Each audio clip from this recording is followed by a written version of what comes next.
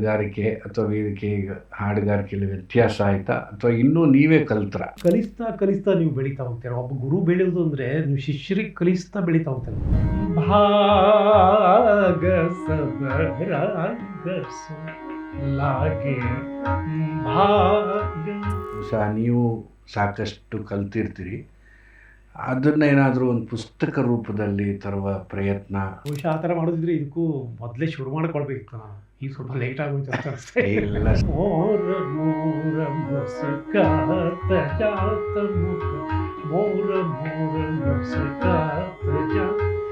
Cheese ಹಾಡಬೇಕಾದ್ರೆ ಅಥವಾ ಬೇರೆ ಬಂದೀಶ್ ಹಾಡಬೇಕಾದ್ರೆ ಸ್ವಲ್ಪ ವಿಭಿನ್ನವಾಗಿ ತೋರಿಸ್ಬೇಕಾಗತ್ತಲ್ಲ ಸಂಗೀತಗಾರರು. ಅದಕ್ಕೆ ಆದಷ್ಟು ಬಂದೀಶಿಗಳ ಸಂಗ್ರಹ ಇಟ್ಕೊಳ್ಬೇಕು.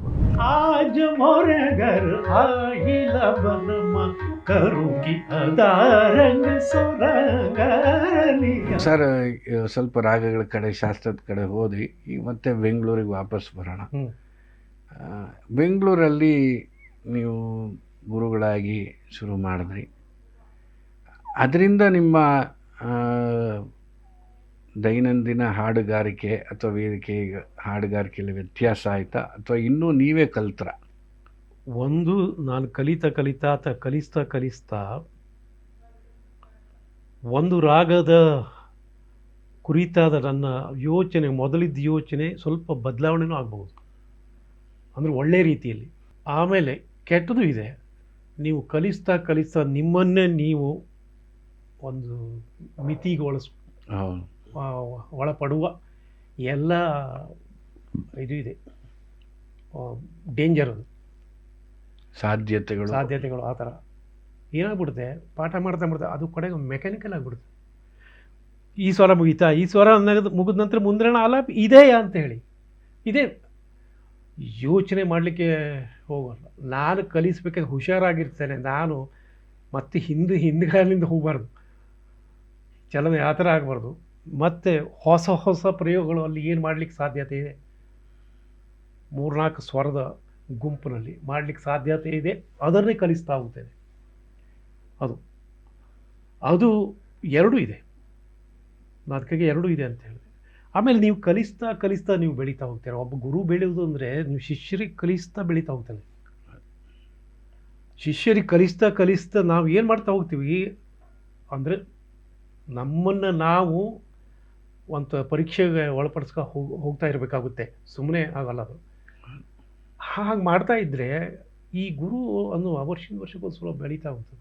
ಒಂದು ರಾಗದ ಕುರಿತಾಗಿ ನೀವು ಎಸ್ಪೆಷಲಿ ಅಡ್ವಾನ್ಸ್ಡ್ ಸ್ಟೂಡೆಂಟ್ಸ್ ಇರಬೇಕಿದ್ರೆ, ಅವ್ರಿಗೆ ಪಾಠ ಮಾಡಬೇಕಿದ್ರೆ, ಆ ರಾಗದ ಯಾವ್ಯಾವ ಮುಖಗಳಿವೆ, ಒಂದು ರಾಗವನ್ನು ಎದುರುಗಡೆ ನಿಂತು ನೋಡಿದ್ರೆ ಒಂದು ಅನುಭವ, ಬಲಗಡೆ ನಿಂತು ನೋಡಿದ್ರೆ ಮತ್ತೊಂದು ಅನುಭವ, ಎಡಗಡೆ ನಿಂತು ನೋಡಿದ್ರೆ ಮತ್ತೊಂದು ಅನುಭವ, ಹಿಂದ್ಗಡೆ ನಿಂತು ನೋಡಿದ್ರೆ ಮತ್ತೊಂದು ಅನುಭವ. ನಾವು ಎಲ್ಲರೂ ಬರೀ ಎದುರುಗಡೆ ನಿಂತ್ಕೊಂಡು ನೋಡಿ ಇಷ್ಟಪಡ್ತೇವೆ ರಾಗವನ್ನು. ಆದರೆ ಅದಕ್ಕೆ ಹಲವಾರು ಮುಖಗಳಿರುತ್ತೆ. ಅದನ್ನೆಲ್ಲ ಯೋಚನೆ ಮಾಡಿ ಶಿಷ್ಯರಿಗೆ ಪಾಠ ಮಾಡಬೇಕಾಗುತ್ತೆ ಅಥವಾ ಹೇಳಬೇಕಾಗುತ್ತೆ. ಹೆಂಗೆ ಹೇಳಬೇಕಾಗುತ್ತೆ? ಒಂದು ರಾಗದಲ್ಲಿ 4 ಬಂದಿಶಿ ಇದೆ. ಈ 4 ಬಂದಿಶಿ ನೋಡು ಬೇರೆ ಬೇರೆ ಥರ ಇದೆ. ಇದು ಆ ರಾಗದ ಬೇರೆ ಬೇರೆ ಮುಖವನ್ನು ತೋರಿಸುತ್ತೆ ಅಂತ ಹೇಳಿ. ತಗೊಳ್ಳೋ ರಾಗನೇ ಬೇರೆ ಬೇರೆ ಸ್ವರಗಳು ತಗೊಂಡ್ರೆ ಮನೋಧರ್ಮನೇ ಚೇಂಜ್ ಆಗ್ಬಿಡುತ್ತೆ. ಹೌದು, ಕಾಪಿ ಬುಕ್ ಸ್ಟೈಲ್ ಅಲ್ಲದೆ ಎಲ್ಲೋ ತಾರಷಡ್ಯದಲ್ಲೇ ಶುರು ಮಾಡಿದ್ರೆ ನೀವು ಹೇಳ್ದಂಗೆ ಸರೌಂಡ್ ನೋಡಬೇಕಾಗುತ್ತೆ. ಅದು ಅಂದರೆ ಆ ಚಿಕಿತ್ಸಿಕ ಬುದ್ಧಿ ಇದ್ದರೆ ಇದನ್ನು ಮಾಡಬಹುದು.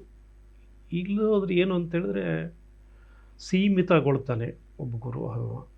ಅದೇ ತಾನುಗಳು, ಅದೇ ಆಲಾಪಗಳು, ಅದೇ ಲಯಕಾರಿಗಳು. ಹೊಸದನ್ನು ಏನು ಮಾಡಬೇಕು, ಈ ಹಳೇದಿರಲಪ್ಪ ಆ ಕಡೆಗಿರಲಿ, ಒಂದು ಕಡೆಗೆ ಇರೋಣ, ನನಗೆ ಹೊಸದು ಬೇಕು, ಇಲ್ಲಿ ಏನು ನಾನು ನಿರ್ಮಾಣ ಮಾಡ್ತೀನಿ ಈಗ. ಹೌದು, ಇರುವ ಭಾಳ ಲಿಮಿಟೆಡ್ ಸ್ವರ ಗುಂಪಿನಲ್ಲಿ ಏನು ಒಂದು ಭೂಪನ ಮಾಲ್ಕಂಸ ಇರೋ 5 ಸ್ವರಗಳಲ್ಲಿ ಹೌದು 5 ನಿಮಿಷಕ್ಕೂ ಮುಗಿಸ್ಬೋದು ರಾಗವನ್ನು. 50 ನಿಮಿಷನೂ ಹಾಡ್ಬೋದು. ಹೌದು, ಆ ಥರ ಇರುತ್ತೆ. ನನಗೆ ಈ 50 ನಿಮಿಷ ಹಾಡೋದ್ರಲ್ಲಿ ಹೆಚ್ಚು ಆಸಕ್ತಿ. ಅಂದರೆ ರಿಪಿಟೇಷನ್ ಆಗದೇ ಹೋದಂಗೆ ವಿಸ್ತಾರ ಮಾಡೋ, ರಾಗವನ್ನು ಹಿಂಜುವುದು, ಅದನ್ನು ನಮ್ಮ ಕಲ್ಪನೆಯನ್ನು ಹಿಂಜುತ್ತಾ ಹೋಗೋದು, ಬೆಳೆಸ್ತಾ ಹೋಗೋದು. ಎಲ್ಲಿ ತನಕ ಅದು ಆ ಕಲಾವಿದ ಮೇಲೆ ಡಿಪೆಂಡ್ ಆಗಿದೆ. ಅವನಿಗೆ ಯಾವ ಯೋಗ್ಯತೆ ಇದೆ, ಈ ರಾಗವನ್ನು 5 ನಿಮಿಷ ಹಾಡೋ ಯೋಗ್ಯತೆ, 20 ನಿಮಿಷ ಹಾಡೋ ಯೋಗ್ಯತೆ, ಅಥವಾ 50 ನಿಮಿಷ ಹಾಡೋ ಯೋಗ್ಯತೆ, ಅದು ಅವನಿಗೆ ಬಿಟ್ಟದ್ದು. ಅದು ನಾನು ಸ್ವಲ್ಪ ಬುದ್ಧಿ ಕೆಲಸ ಕೊಡ್ತೀನಿ, ನನ್ನ ಸ್ವಭಾವನೇ ಹಾಗೆ, ಮೊದಲಿಂದನೂ ಅದೇ. ಸ್ವಲ್ಪ ಹೊಸ ಥರ ಏನಾದರೂ ಮಾಡೋಣ, ಹಾಗೆ ಶಾಸ್ತ್ರಕ್ಕೆ ಹೊರತಾಗ ಆಗಬಾರ್ದು, ಶಾಸ್ತ್ರ ಚೌಕಟ್ಟಲ್ಲೇ ಇರಬೇಕು. ಹೌದು, ಅದ್ರ ಬಿಟ್ಟು ಹೋಗೋದಲ್ಲ. ಬೌಂಡ್ರಿ. ಹೌದು, ಆ ಬೌಂಡ್ರಿ. ಪಕ್ಕದ ಸೈಟಲ್ಲಿ ಮನೆ ಕಟ್ಟಕ್ಕಾಗಲ್ಲ, ನಮ್ಮ ಸೈಡ್ನಲ್ಲೇ ಕಟ್ಟೋದು ಕಷ್ಟ. 1-2 ರಾಗನ ತೋರಿಸ್ಬೋದಾ ಸರ್? ಅಂದರೆ ಒಂದು 5 ಸ್ವರದ್ದು, ಈ ಬೂಪು ಹೇಳಿದ್ರಿ ಅಥವಾ ಮಾಲ್ಕೋನ್ಸು, ಆ ಥರ 1-2 ರಾಗ ಸುಮ್ಮನೆ ನಮಗೆ. ಮಾಲ್ಕೌಸ್ ಸುಮ್ಮನೆ ಒಂದು ಜಲಕ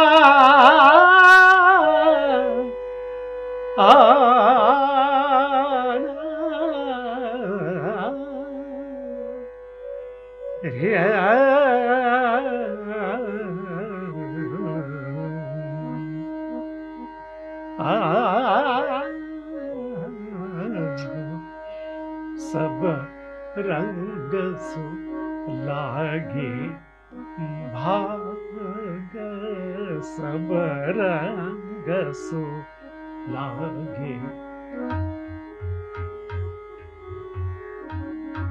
रंग सु लागे भाग, सब रंग सु लागे भाग।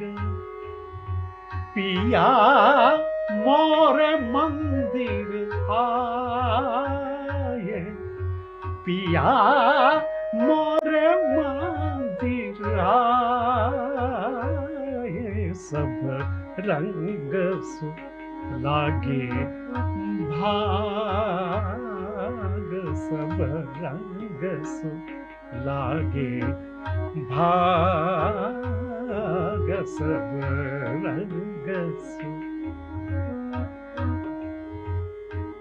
सगा मग सने सगा मधा धा धनि ध ग मग नि स नि ध नि ध धनि स मग ध म नि ध ध म मग ग स स नि नि स, सब रंग सु लागे भाग, सब रंग सु।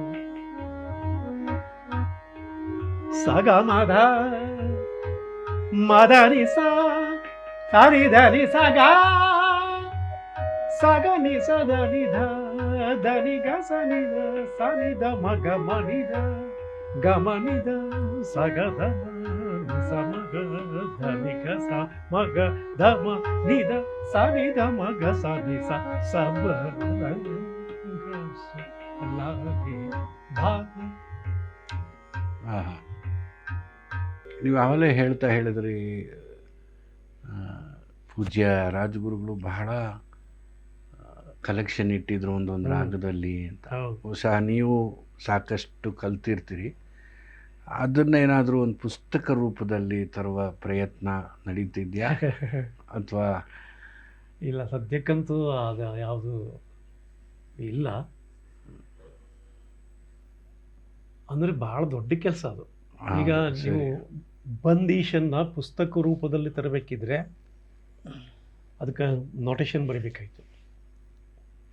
ಸುಮ್ಮನೆ ಆಗ ಬಂದೀಶ್ ಬರ್ಕೊಂತ ಹೋದ್ರೆ ಅದು ಅಷ್ಟು ಪ್ರಯೋಜನ ಆಗೋಲ್ಲ. ಆ ನೋಟೇಶನ್ ಇದ್ದರೆ ಸ್ವರ ಸಾಹಿತ್ಯ ಒಟ್ಟಿಗೆ ಕರೆಕ್ಟ್ ಇದ್ರೆ ಅನುಕೂಲ ಆಗುತ್ತೆ. ಅದು ಬಹುಶಃ ಅಷ್ಟು ಭಾಳ ಕಷ್ಟದ್ದು. ಅದು ಪ್ರಯತ್ನ ನೀವು ಮಾಡಿದ್ರೆ ಒಳ್ಳೇದಿರುತ್ತೆ. ವಿದ್ಯಾರ್ಥಿಗಳಿಗೆ ಕಲಿಯೋರಿಗೆ ಮುಂದೆ ಯಾರೋ ನಿಮ್ಮ ಶಿಷ್ಯರನ್ನು ಕೂಡಿಸ್ಕೊಂಡು ಅದು ಬಹುಶಃ ಆ ಥರ ಮಾಡೋದಿದ್ರೆ ಇದಕ್ಕೂ ಮೊದಲೇ ಶುರು ಮಾಡ್ಕೊಳ್ಬೇಕಿತ್ತು ನಾನು. ಈಗ ಸ್ವಲ್ಪ ಲೇಟ್ ಆಗೋಯ್ತು ಅಂತ ಅನಿಸ್ತೇ. ಇಲ್ಲ ಸರ್, ಇಲ್ಲ ಅಲ್ಲಲ್ಲ, ಯಾಕೆಂದರೆ ಪ್ರಿಸರ್ವೇಷನ್ ಅಂದರೆ ಮಹಾವಿದ್ವಾಂಸರವರು ಅವ್ರಿಗೆ ನಾನು ಕೇಳ್ಪಟ್ಟಿದ್ದೆ ಕರ್ನಾಟಕ ಶಾಸ್ತ್ರೀಯ ಸಂಗೀತದಲ್ಲೂ ಪ್ರವೇಶ ಇತ್ತು. ಕರ್ನಾಟಕ ಸಂಗೀತನೇ ಅವರು ಶುರು ಮಾಡಿದ್ರು. ಪಂಚಾಕ್ಷರಿ ಗವಾಯಿಗಳು ಅವ್ರಿಗೂ ಎರಡು ಬರ್ತಿತ್ತು. ಹೌದು, ಎರಡು ಬರ್ತಿತ್ತು. ರಾಜ್ಗುರುವರಿಗೆ ಮೊಟ್ಟ ಮೊದಲು ಶುರು ಮಾಡಿದ್ದೇ ಕರ್ನಾಟಕ ಸಂಗೀತ. ಹೀಗಾಗಿ ಸುಮಾರು ಕೀರ್ತನೆಗಳೇ ಬರ್ತಿತ್ತು ಅವ್ರಿಗೆ, ವರ್ಣಗಳು ಬರ್ತಿತ್ತು. ಹೌದು, ಹೇಳ್ತಿದ್ರು ಹೀಗಾಯ್ತು. ಆಮೇಲೆ ಶಿಫ್ಟ್ ಆದರು ಹಿಂದೂಸ್ತಾನಿಗೆ. ಅದು ಮಜಾ, ಭಾಳ ವಿಚಿತ್ರ ಇದೆ. ಗಂಗೂಬಾಯಿ ಹಾನಗಲ್ ಅವ್ರ ತಾಯಿನೂ ಕರ್ನಾಟಕಿ ಕಲ್ತವ್ರು. ಅವರು ಬರೆದ ಪುಸ್ತಕ ಪಟ್ಟಿ ಇಲ್ವ, ಹಿಂಗೆ ಅವರ ಅಕ್ಷರಗಳು ಸಹ ನಾನು ನೋಡಿದ್ದೇನೆ, ತೋರಿಸಿದ್ದಾರೆ ಗಂಗೂಬಾಯಿಯವರು. ನಮ್ಮ ತಾಯಿದು ಇದು ಬರ್ಕೊಡೋದು ಅಂತೇಳಿ. ಆವಾಗ ಹುಬ್ಬಳ್ಳಿಯಲ್ಲಿದ್ದರು, ಯಾರ ಹತ್ರ ಕಲ್ತಿದ್ರು ಗೊತ್ತಿಲ್ಲ, ಅದು ಗೊತ್ತಿಲ್ಲ. ಯಾಕೆಂದರೆ ತುಂಬ ರೇರು ಹುಬ್ಬಳ್ಳಿಲಿ, ಈಗಲೂ ಕಡಿಮೆನೇ ಇದೆ. ಹೌದು, ಅದಕ್ಕೆ ತುಂಬ ಕಡಿಮೆ. ಧಾರವಾಡ, ಹುಬ್ಬಳ್ಳಿಲಿ ಸಾಕಷ್ಟು ಜನ ಇಲ್ಲ. ಇಲ್ಲ ಇಲ್ಲ ಇಲ್ಲ ಸರ್, ಈಗ ಒಂದು ರಾಗ ಹಾಡ್ತೀವಿ, ನೀವು ಹೇಳಿದಾಗೆ 10, 15, 20 ನಿಮಿಷ ಹಾಡಿ ವಿಳಂಬಿತ ಖಯಾಲ್ ಅಂತ ತಗೊಂಡಾಗ ಮತ್ತೆ ಅದು ರಾಗದ ಇನ್ನೊಂದು ಮುಖ ಅಂತ ಅಂದ್ಕೋಬೋದು. ಹೇಗೆ ನಾವು ವ್ಯತ್ಯಾಸ ತೋರಿಸೋದು? ಖಯಾಲ್ ಹಾಡ್ತಾ ಇವಾಗ ಇಷ್ಟೆಲ್ಲ ರಾಗ ಹಾಡಿರ್ತೀವಿ 20 ನಿಮಿಷ, ಚೀಸ್ ಹಾಡಬೇಕಾದ್ರೆ ಅಥವಾ ಬೇರೆ ಬಂದೀಶ್ ಹಾಡಬೇಕಾದ್ರೆ ಅದೇ ರಾಗದಲ್ಲಿ ಸ್ವಲ್ಪ ವಿಭಿನ್ನವಾಗಿ ತೋರಿಸ್ಬೇಕಾಗತ್ತಲ್ಲ, ಅದು ಹೇಗೆ? ನೋಡಿ, ಅದೇ ನಾನು ಹೇಳಿದೆ, ಆ ರಾಗಕ್ಕೆ ಬೇರೆ ಬೇರೆ ಮುಖ ಇರುತ್ತೆ. ಹೌದು, ಅದನ್ನು ಸಾಧಾರಣವಾಗಿ ನಾವು ಸಂಗೀತಗಾರರು ಅದಕ್ಕೆ ಆದಷ್ಟು ಬಂದೀಶಿಗಳ ಸಂಗ್ರಹ ಇಟ್ಕೊಳ್ಬೇಕು ಅಂತ. ಹೌದು, ಅಂದರೆ ಎಷ್ಟು ಬಂದೀಶಿಗಳು ನಮ್ಮ ಹತ್ರ ಇರುತ್ತೋ ಅಷ್ಟು ವಿವರವಾಗಿ ಆ ರಾಗವನ್ನು ಪ್ರಸ್ತುತಪಡಿಸ್ಬೋದು. ಫಾರ್ ಎಕ್ಸಾಂಪಲ್, ಈಗ ನಾನು ಇದು ಹೇಳಿದೆ, ಸಮರಂಗ ಸರದೆ ಭಾಗ ಇದಾಯಿತು. आज मोरे घर आई लबनमा, आज मोरे घर आई लबनमा, आज मोरे घर आई लबनमा, करूंगी अदा रंग सोरंगनिया, आज मोरे घर आई लबनमा. ಈ ಬಂದಿಶಲ್ಲಿ ಬೇರೆನೇ ತೋರಿಸುತ್ತೆ ಅದು ಮಾಲ್ಕಮ್ಸ್ ಮೇಲ್ಗಡೆಯಿಂದನೇ. ಮೇಲ್ಗಡೆ ನಾವು ಪೂರ್ವಾಂಗ ಪ್ರಧಾನ ಅಂದ್ರೂ ಅದು ಶುರು ಇದನ್ನೇ ಅಂತಾರೆ ಮೇಲ್ಗಡೆ. ಅಂದ್ರೆ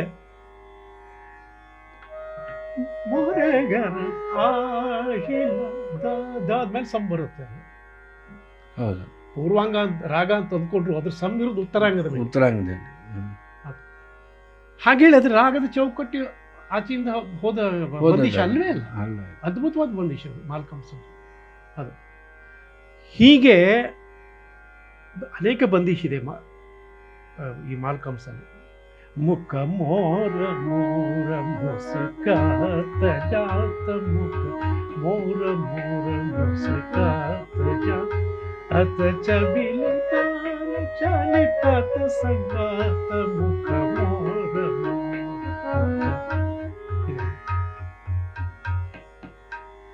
ನಮಗೆ ಒಂದು ಕಚೇರಿ ಒಳಗೆ ಎಲ್ಲವೂ ಹಾಡ್ತಾ ಇರ್ಲಿಕ್ಕಂತೂ ಆಗಲ್ಲ. ಆದರೆ ಎರಡು ವಿಭಿನ್ನವಾದ ಬಂದೀಶಿಗಳನ್ನು ತಗೊಂಡು ಆ ರಾಗದ ಅನೇಕ ಮುಖಗಳನ್ನು ತೋರಿಸ್ಬೋದು.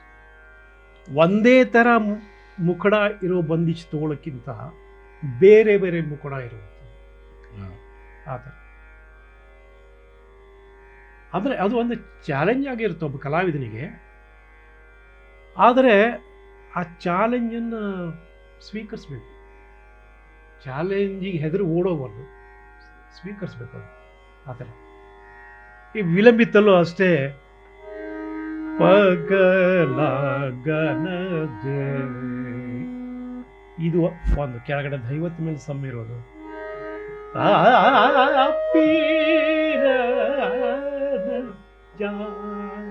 ಮದ್ದನ ಇದು ಮಜಾ ಇದೆ. ಇದು ಎರಡು ಬಂದಿಶು ಮಾಲ್ಕಮ್ಸ್ ರಾಗದ್ದೇ ಆದರೂ ಆ ಮಾಲ್ಕಮ್ಸದ ಅನೇಕ ಚಲನೆಗಳು, ಬೇರೆ ಬೇರೆ ಚಲನೆಗಳನ್ನು ವ್ಯಕ್ತ ಮಾಡಲಿಕ್ಕೆ ಅವಕಾಶ ಇದೆ ಈ ಎರಡು ಬಂದಿಶಗಳು. ಅದಕ್ಕಾಗಿ ಅದೇ ಹಾಡೋರಿಗೆ ಆದಷ್ಟು ಸಂಖ್ಯೆಯಲ್ಲಿ ಬಂದಿಶಗಳು ಗೊತ್ತಿದ್ರೆ ಇನ್ನೂ ಯಶಸ್ವಿ ಗಾಯಕ ಅಂತಾನೆ. ಸರಕು ಹೆಚ್ಚಿಟ್ಕೊಂಡು, ಸರಕು ಬರೇ ಒಂದು ವಿಲಂಬಿತ್ತು ಒಂದು ಧೃತ್ ಅಂತ ಇಟ್ಕೊಂಡು ಆಗಲ್ಲ. ಅಂದರೆ ಅದು ಬಿಡಿ, ಅದು ರಾಗ ಅನ್ನೋದು ಒಂದು ನಮ್ಮ ಕೈಲಿ ಇಲ್ವೇ ಇಲ್ಲ. ಅದು ಹಾಡಿದಷ್ಟು ಸಿಗ್ತಾನೆ ಇರುತ್ತೆ. ಅನಿಸ್ಬೋದು ಏನು ಐದೇ ಸ್ವರ ಅಲ್ಲ, ಸಿಗ್ಬೋದು, ಸಿಗದೇನೂ ಇರ್ಬೋದು. ಐದೇ ಸ್ವರದಲ್ಲಿ ಎಷ್ಟು ವೆರೈಟಿ. ಆಮೇಲೆ ಅದೇ ಮಧ್ಯಮ, ಅದೇ ದೈವತ ಎಷ್ಟೊತ್ತಿಗೆ ಕೇಳಿದ್ರು ನಿಮಗೇನು ಬೋರ್ ಅನಿಸೋದಿಲ್ಲ ಅಲ್ವಾ? ಸಾಧ್ಯನೇ ಇಲ್ಲ. ಅದು ಹಿಂದಿನವರು ಹೇಳ್ತಾರೆ, ಒಂದು ನಮ್ಮಲ್ಲಿ ನಮ್ಮ ಸಂಸ್ಥೆಗೆ, ನಮ್ಮ ರಾಜಗುರು ಸಂಸ್ಥೆಗೆ ಒಂದ್ಸಲ ದೊಡ್ಡ ಗಾಯಕರು ಅವರು, ಪಂಡಿತರು ಅವರು. ಅಂದರೆ ರಾಗ ಕೈಗೆ ಸಿಕ್ಕರೂ ಸಿಗಬಹುದು, ಸಿಗದೆ ಹೋದು ಇರ್ಬೋದು ಅಂತ ಅದಕ್ಕೆ ಹೇಳ್ತಾ ಇದ್ದೇನೆ. ಇದನ್ನು ಮಾರುವ ಹಾಡಿದ್ರು ಅವರು ಎಲ್ಲ ಭಾಳ ತುಂಬ ತಿಳುವಳಿಕಿದ್ದವರು ಅವರು. ಮಾರುವ ಹಾಡಿದ್ರೆ ನಮ್ಮಲ್ಲಿ ಏನು ಮಾರುವ ರೇ ಇದೆಯಲ್ಲ, ಅದು ಮಾಮೂಲಿ ಕೋಮಲ್ ರೇ ಅಲ್ಲ, ಅದು ಸ್ವಲ್ಪ ಮೇಲೆ ಇರುತ್ತೆ. ಅದು ಬರೆಯೋಕ್ಕಾಗದೆ ಇರೋಂಥ ಬರೆಯೋಕ್ಕಾಗದಂತ ರೀ, ಇಲ್ಲಿಗೆ ಬರಬೇಕು, ಇಲ್ಲೇ ಹೇಳಬೇಕು. ಅವ್ರಿಗೆ ಅದೆಲ್ಲ ಗೊತ್ತು. ಆದರೆ ಅದು ಏನು ಆ ದಿವಸ ಕೊನೆ ತನಕ ಅವರಿಗೆ ಆ ರೇ ಕೈ ಸಿಗಲಿಲ್ಲ. ಹೀಗಿರ್ತದೆ ಒಂದು ದೊಡ್ಡ. ಇನ್ನೊಂದು ಸಲ ಅವರು ದೊಡ್ಡ ವಿದ್ವಾಂಸರು, ಲೇಡಿ ಆರ್ಟಿಸ್ಟ್, ಜೋಕ್ ಕಂಸ್ ಹಾಡಿದ್ರು. ಅದೇನು ಆ ಫ್ಲೇವರೇ ಬಂದಿಲ್ಲ ಕೊನೆ ತನಕ ಆ ಜೋಕ್ ಕಂಸ್. ಹಾಗೇಳಿ ಅವ್ರಿಗೆ ಗೊತ್ತಿಲ್ಲ, ಎಲ್ಲ ಗೊತ್ತು ಅವ್ರಿಗೆ, ಹೇಳಲಿಕ್ಕೆ ಬರೋಲ್ಲ. ಈ ರಾಗ ಒಂದೊಂದು ದಿವಸ ಅದು 5 ನಿಮಿಷಕ್ಕೆ ಕೈ ಸಿಕ್ಬಿಡುತ್ತೆ. ಆದರೆ ಆ ಕೈ ಸಿಗಬೇಕಿದ್ರೆ ಏನೇನು ಮಾಡಬೇಕು ಹೇಳೋದು ಅದು ನಮ್ಮ ಬುದ್ಧಿ ಬಿಟ್ಟದ್ದು. ಆದಷ್ಟು ಬೇಗ ನಾನು ಈ ರಾಗವನ್ನು ನನ್ನ ಕಬ್ಜಾ ಮಾಡಿಕೊಳ್ಳಬೇಕು, ಆಡಿಯನ್ಸನ್ನು 5 ನಿಮಿಷದ ಒಳಗೆ ನಾನು ಕಟ್ಟಿ ಹಾಕಬೇಕು ಅಂತ. ಹಾಗೆ ಅಷ್ಟು ಬೇಗ ಕೈ ಸಿಗಬೇಕಿದ್ರೆ ನಾನು ಏನನ್ನು ಮಾಡಬೇಕಾಗುತ್ತೆ, ಆ ರಾಗದ ಕುರಿತಾಗಿ ತಯಾರಿ, ಅದು ಮಾನಸಿಕವಾಗಿ ಯೋಚನೆ ಮಾಡ್ಕೊಳ್ಬೇಕಾಗುತ್ತೆ. ಸುಲಭವಾಗಿ ಈಗ ಭೂಪ ಅರೆ ಏನು ಇದೆಲ್ಲ ಕೈ ಸಿಕ್ಕದೆ ಇದೇನು ಅಂತ ಈಗ ಇಲ್ಲ, ಹಾಗಿಲ್ಲ. ಅದು ಸರ್ ನಮ್ಮಲ್ಲಿ ಹೇಳೋರು, ಶ್ರುತಿ, ತಾಳ, ರಾಗ ಡೈಲಿ ಒಂದು ಎಕ್ಸಾಮು ಅಲ್ವಾ? ಇವತ್ತು ಪಾಸ್ ಆಗ್ತೀನೋ, ನಿನ್ನೆ ಆಗಿರ್ಬೋದು, ಇವತ್ತಾಗ್ತೀನಿ 100ಕ್ಕೆ 100 ಬಂದಿರ್ಬೋದು, ಇವತ್ತು 200 ನಮ್ಮದೇ. ಅಂದರೆ ಅಷ್ಟು ಆಟ ಆಡಿಸುತ್ತೆ ಖಂಡಿತ. ಆ ಪ್ರೆಸೆನ್ಸ್ ಆಫ್ ಮೈಂಡು ಸ್ವಲ್ಪ ನಾವು ಬೇರೆ ಯೋಚನೆ ಮಾಡಿದ್ರು, ಇವಾಗ ಪಕ್ಕದಲ್ಲಿರುವಂಥ ರಾಗಗಳು, ಚಂದ್ರಕೋನ್ಸ್, ಮಾಲ್ಕೋನ್ಸ್, ಸ್ವಲ್ಪ ಅಯ್ಯೋ ಅದು ಬಂದ್ಬಿಡತ್ತೆ ಅಂತ ಯೋಚನೆ ಮಾಡಿದ್ರೆ ಬಂದೇ ಬಿಡುತ್ತೆ. ಆ ಥರ ರಾಗಗಳು ಯಾವುದಾದ್ರೂ ಒಂದು ತೋರಿಸಿ ಸರ್. ಆ್ಯಲಿಡ್ ಅಂದರೆ ಈ ಮಲ್ಹಾರ್ ಸೀರೀಸ್ ಇರ್ಬೋದು, ಅದೆಲ್ಲ ಸ್ವಲ್ಪ ಪಕ್ಕದಲ್ಲೇ ಓಡಾಡುತ್ತೆ, ಆದರೆ ವ್ಯತ್ಯಾಸನೂ ಇರುತ್ತೆ. ನಿಮಗೆ ಈಗ ಹಾಗಿದ್ದು ನಮ್ಮಲ್ಲಿ ಬಹಳ ರಾಗ ಇದೆ. ಹೇಳ್ತಾ ಹೋದ್ರೆ ಈಗ ಭೂಪು, ದೇಸ್ಕಾರ್ ಇದೆ. ಹೌದು, ಭೂಪು, ದೇಸ್ಕಾರ್ ಭಾಳ ಹತ್ತತ್ರ ಇರ್ಬೋದು. ಅಂದರೆ ಹತ್ತತ್ರ ಅಂದರೆ ಏನು, ಸ್ವರಗಳು ಒಂದೇ, ಏನು ಚೇಂಜ್ ಆಗ. ಸ್ವಲ್ಪ ಈಗ ಹಂಸಧ್ವನಿ ಮತ್ತೆ ಶಂಕರ ಅಂತ ದೈವತ ಎಲ್ಲೂ ಬಂದು ಹೋಗಬೇಕು. ಹೌದು, ಬರದೇ ಇದ್ರೆ ಅದು ಇದೇ ಆಗ್ಬಿಡುತ್ತೆ. ಶಂಕರ ಮತ್ತು ಹಂಸಧ್ವನಿಗಳು ಅಟ್ಲೀಸ್ಟ್ ಸ್ವಲ್ಪ ಇದೆ, 56 ಇದೆ. ಆದರೆ ಈ ಭೂಪು ಮತ್ತು ಇದು ದೇಸ್ಕರ್ ತುಂಬ ಹತ್ರ. ದೇವ ಆ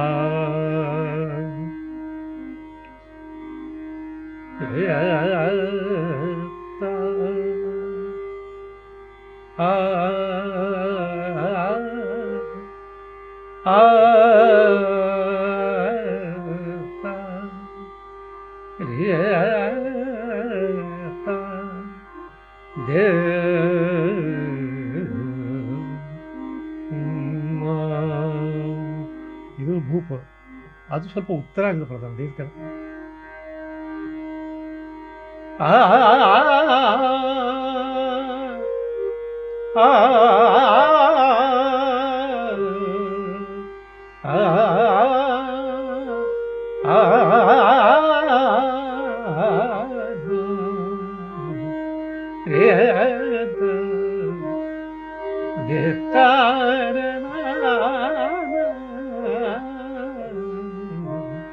ಇದು ದೇಸ್ಕರ ಮೇಲೆ ಜಾಸ್ತಿ, ಆದ್ರೆ ಸ್ವರ ಮಾತ್ರ ಅದೇ ಅದೇ ಸಾದಾ ಆ ಪ್ರಯೋಗ ಇದೆ.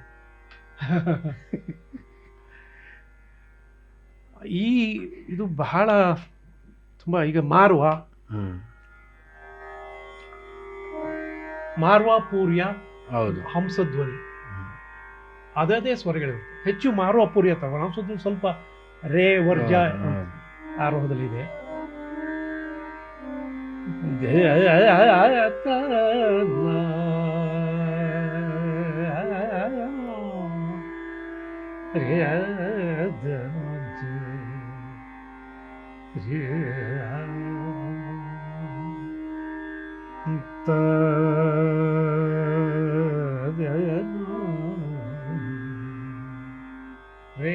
ರೇಧ ಇದ್ರ ಮೇಲೆ ಹೆಚ್ಚು ಫೋಕಸ್ ಮಾಡ್ತಾ ಹೋಗಿ. ಅಲ್ಲಿ ಪೂರ್ಯದಲ್ಲಿ ಇದೇ ಸ್ವರಗಳೇ ಗ ನಿ, ಗ ಮತ್ತು ನೀ ಮ.